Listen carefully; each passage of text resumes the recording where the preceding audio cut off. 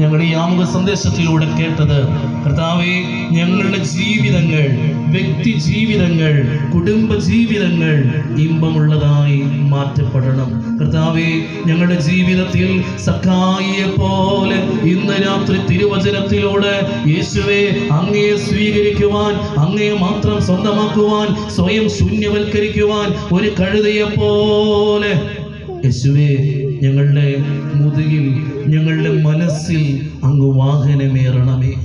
ഒരു കഴുതയെ പോലെ താഴ്ത്തി തരുവാൻ ആഗ്രഹിക്കുകയാണ്. ഓശാനാ ദിനത്തിൽ ഒരുപാട് ശ്രേഷ്ഠ മൃഗങ്ങൾ ഉണ്ടായപ്പോൾ, ഒരുപാട് ശ്രേഷ്ഠമായ സംവിധാനങ്ങൾ ഉള്ളപ്പോൾ അവിടുന്ന് തിരഞ്ഞെടുത്തത് ഒരു കഴുതയാണല്ലോ. സ്വയം ശൂന്യവൽക്കരിക്കുകയാണ്. ഇനി വചനം കേൾക്കുവാൻ, പാപത്തിന്റെ സുഖങ്ങൾ വിടുവാൻ, നിന്നെ മാത്രം സ്വന്തമാക്കുവാൻ കൃപയാൽ നിറയ്ക്കണമേ. കൃപ വേണമപ്പാ, കൃപ വേണമപ്പാ, കൃപ വേണമപ്പാ ഈ മക്കൾക്ക്. കൃപ വേണമപ്പാ, കൃപ വേണമപ്പാ, കൃപ വേണമപ്പാ ഈ മക്കൾക്ക്.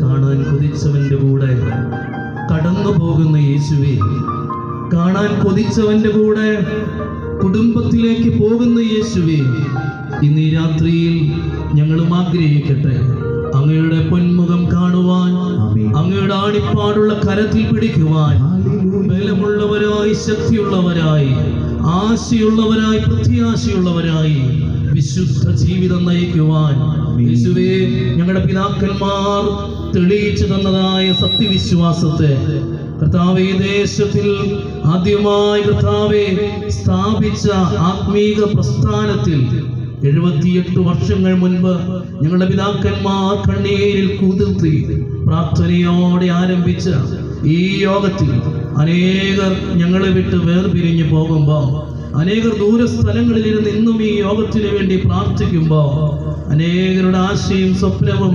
എല്ലാമായിരിക്കുന്ന ഈ പ്രസ്ഥാനത്തിന്റെ തിരുമുറ്റത്തിൽ ഇരുന്നു കൊണ്ട് ഞങ്ങൾ വിളിക്കുമ്പോൾ യോഗ്യതയൊന്നുമില്ല കർത്താവേ, ഞങ്ങൾക്ക് പറയുവാൻ ശ്രേഷ്ഠതയില്ല തമ്പുരാനേ, അവിടുന്ന് മാനിക്കണമേ.